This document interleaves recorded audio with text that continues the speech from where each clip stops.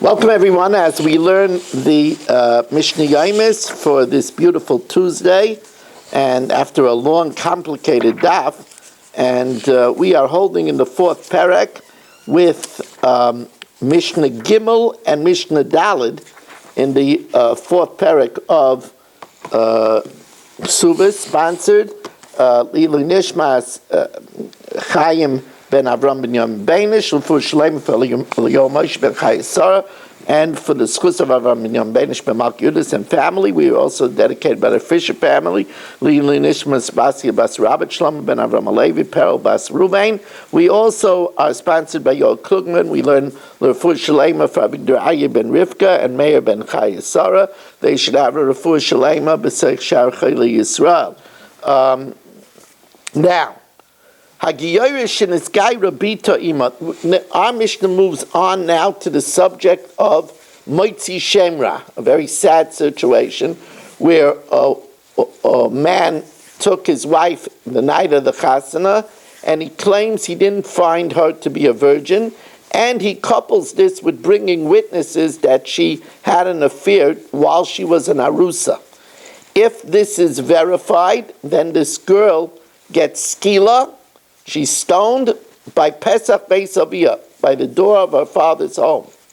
On the other hand, if we find that the Edom were false and the man was lying and he maligned her, so he gets flogged, he gets malchus, he gets a knas of 100 shekel. Now, Hagiyorish and his guy Rabita Ima, if let's say the mother converted with her 2-year-old daughter, so this girl doesn't have a Jewish father, and this girl is a virgin because she converted before 3, so even if she was molested, the virginity grew back. If then she gets married, vizinsa, and she commits adultery, harizu b'chenek, then she only gets the punishment for adultery of strangulation, because the din of Nara Marasa is only by a girl that was a Jew. She wasn't a Jew from birth, and she didn't have a father. Ein lo loy Pesach Beisav, so obviously there's no stoning her by the father's house. V'loy me'asela, in the case that the husband maligned her, she wouldn't be entitled to a knas of 100 shkalim.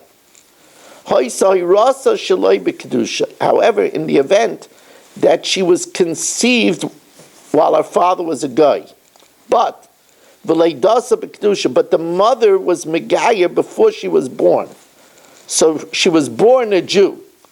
In that case, we learn out from a ribuy of a pasuk, if she committed an adultery as an arusa, she is stoned. Harizu b'skila. But since again she doesn't have a Jewish father, then ein lo loy Pesach Beisav, there's no din of stoning her by her father's door.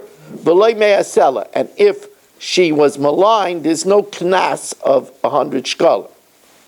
Hoysoi rasa v'lei dasa b'kedusha, but if she was both conceived and born in kedusha, so then, even though her father might have been a ger, but she was conceived and born in holiness, because the father was Megayah before she was conceived, and the mother was Megayah, then Harihi Kibas Yisrael L'chol Davar, she's like a Jew in all areas. Yesh Lav, let's say she had a father, but the father doesn't have a house. Ve'en la Pesach Beisav. There's no door to the father's house because the father doesn't have a house. Or Yesh la Pesach Bav, the father had a house, but he died. Ve'en la Av. We don't say that she doesn't get skila. Harizu b'skila. It just says Pesach Beisav for an extra mitzvah. Lo'inema Pesach Beisav la mitzvah, that if the father has a house, then she's stoned by the doorway of her father. Mishnah Daled tells us, Ha'ov Zakai Bebitai, a father has the license with his daughter, B'Kedushah, when she's a Ketana or a Nara, to accept for her a marriage. B'Kesef, by accepting from the Chassan money, B'Shtar, or Shtar Kedushin, or Bia, or by allowing the Chassan to sleep with her. V'Zakai B'Mitziasa, he also has privilege to keep lost articles that she might find. Uba Maisiader, he keeps her salary. Uba Forest Nidorah, and he also can annul her vows. And if her husband wants to divorce her, Umekabalas Gita, he could accept on her behalf her get. Now, if she inherits something, that means her maternal grandfather died, and the mother is not alive anymore. So she inherits from her maternal grandfather. Eina eichel peris b'chaya. The father, her father, does not enjoy the usufruct. He cannot take the fruit of her property. However, Nitzis, if she gets married, that's a extra privilege that her husband has. Yeser alav habal she'oichel peris b'chaya. If she inherits property, the husband gets the right to use the rent or the fruit during her lifetime. The her husband is required to support her, to ransom her if she's taken captive, and to bury her if she dies.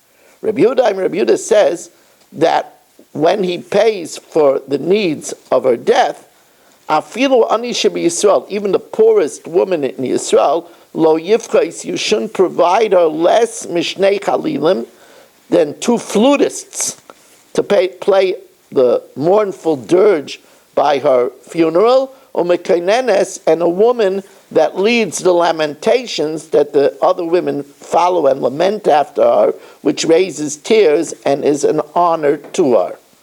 Rabbi Isai, we want to thank you for joining us on this trip of Daf and Mishnayos, and we remind you that tomorrow night in Mitzvah Hashem will be a Chumash year after the Daf, and have a wonderful evening.